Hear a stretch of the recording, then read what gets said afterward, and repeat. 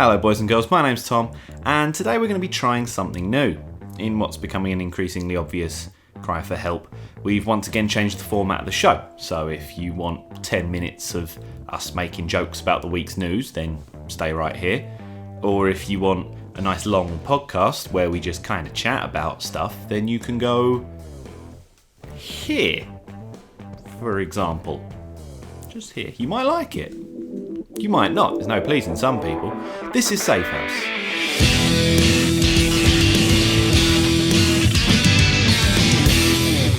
It's been a relatively interesting week of news.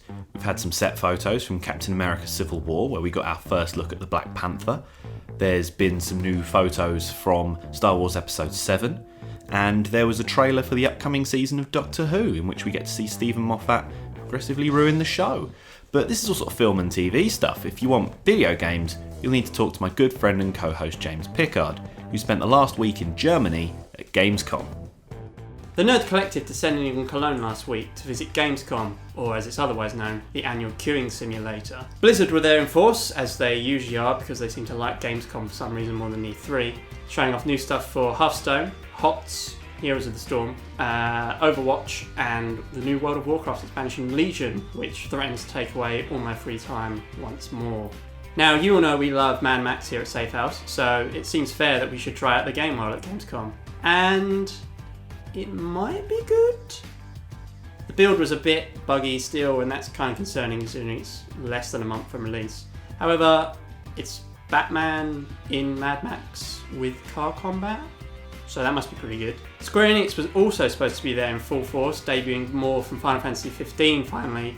However, that amounted to a new trailer. A CG trailer with no gameplay. So, Square Enix the ultimate trolls once more. The new trailer's pretty nice though. There's some weird father-son relationship thing going on there, which, typical to Final Fantasy, is going to be kind of weird. But maybe they'll talk about the game more soon. It has been confirmed that it will release next year, definitely for sure, so I expect to see it in 2017. We also got hushed into a very dark and small room to watch some Fallout 4 gameplay. Todd Howard, the big guy at Bethesda, commentated over the footage, which took players through a section of the town of Lexington, showing off some of the new guns, some of the new perks, and the VAT system. The footage looks quite good, and surprising for a Fallout game, the combat doesn't look terrible outside of VATs. They've tried to keep it secret, but if you are brave enough to search for it online, you might find the footage up on Pornhub. And yes, indie games, it's not just all about the big publishers. Devolver Digital, which I guess isn't quite indie, but we'll take it, were there. Understandably, their booth served beer, because Devolver Digital. The range of games on show goes from everything from a pigeon dating simulator to the Talos Principle, which is a weird philosophical puzzler. However, I got to check out Eater, I think that's how it's pronounced, which is a cross between Dark Souls and Diablo. A lot of fun, the boss kicked my ass, yeah, what you would expect. They also had Mother Russia Bleeds, which is a brutal version of Streets of Rage. I think the developer put it best when, after I decapitated someone, he said, now you can use that head as a weapon. Last weekend saw the release of the latest attempt at a Fantastic Four movie, which was directed by Josh Trank and then ruined by 20th Century Fox. The 200-minute car crash stars the guy from Whiplash, the guy from Chronicle, Kate Mara in a ridiculous wig, and Billy Elliot made out of rocks. Marvel's first family debut back in 1961, but this film draws heavily from the Ultimates version of the Fantastic Four, first seen in 2004. But this is all common knowledge, things you probably already knew. Well, here's some things you didn't know.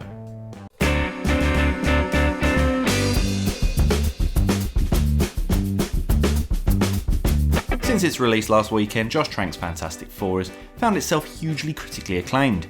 It currently sits at 104% on movie review site Rotten Tomatoes, which is a score previously thought unattainable due to the constraints of basic mathematics. The original concept art for a post-transformation Ben Grimm saw him don his iconic Ultimate-style jumpsuit. The executives at Fox were shown an early draft model of the CGI rendered thing before the outfit assets had been included, and actually preferred the idea that he'd spend the entire runtime of the film entirely naked. In some more conservative countries, this gratuitous nudity has earned the film an R rating. On the topic of the thing, let's talk about his catchphrase. "It's clobbering time" was heard twice in the new film, originating from what Ben Grimm's older brother would say when he beat him as a child. Which is... it's pretty dark. The phrase actually originated from a typo.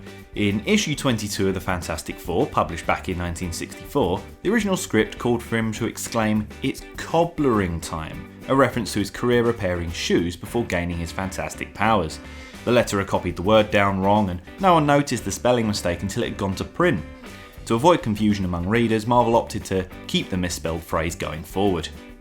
After seeing the deal that Sony had cut with Marvel over the use of Spider-Man in the Marvel Cinematic Universe, Fox approached the studio to see if they could work out a similar arrangement with the Fantastic Four.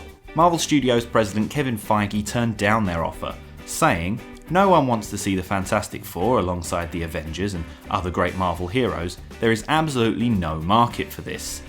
When questioned on his decision, Feige also said, "And they can keep their shitty X-Men too. Fuck 'em." The film came under fire during pre-production for controversial casting choices. The internet responded with hate-filled comments and boycott petitions upon learning that Ioan Gruffudd hadn't once again been cast as Reed Richards. He was the perfect casting choice and easily the best part of the two Fantastic Four movies he starred in. And Miles Teller is, 12 years old? 13 at a push? It's bullshit. My thing of the week this week is Rocket League, although it should really be the thing of the last 3 weeks, as that's pretty much all I've been playing. If you're a long-time viewer of Safehouse, you probably already know that we're not too big a fans of football or cars, so to hear that we're enjoying a game about football and cars might surprise you. But what Rocket League manages to do is make those two things ridiculously fun and hilarious.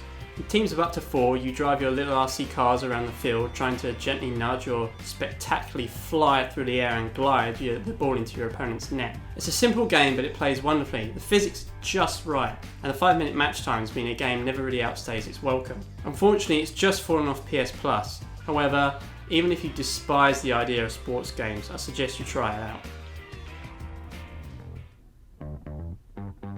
So, Fallout Shelter came out on Android this week, and it's got the claws in me, man. I'm hooked. And then it tells you that you can name everyone who lives in your vault.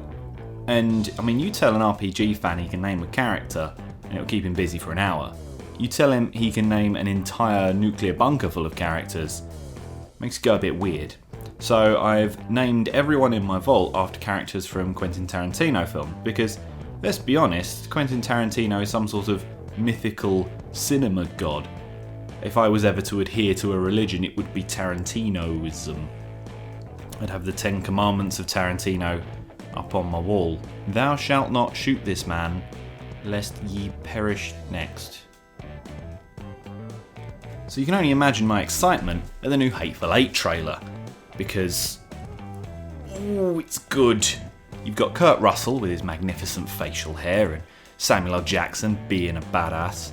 And then Walter Goggins is there, which is nice. Tim Roth being delightfully British. And Michael Madsen, because he's got to eat. He's had a hard life. The years have been cruel to Michael Madsen. The premise is that there are 8 strangers stuck in a shack during a blizzard in the Old West. Some are bounty hunters, some are criminals. Some are sheriffs or famous generals or Michael Madsen, and some of them are not who they say they are. And it's not just the all-star standard Tarantino cast that are coming back. You have legendary composer Ennio Morricone doing the score for the film, the chap who did the Good, the Bad and the Ugly, Fistful of Dollars, all the old classic 60s spaghetti westerns. Further fueling the theory that Quentin Tarantino is in fact also Santa Claus, Hateful Eight is being released on Christmas Day and will quantifiably be more enjoyable than dinner with your family. Now, if you'll excuse me, Marcellus Wallace needs my help fighting some raiders. So that's about it for this week at Safehouse. Hopefully you've enjoyed what we're trying to do. If you want to go and listen to us chat about stuff for a while, then we have a podcast which I'll link shortly. Feel free to like, share and subscribe, and we'll be back next week with some more news and things. Thanks very much for watching. We'll see you next time.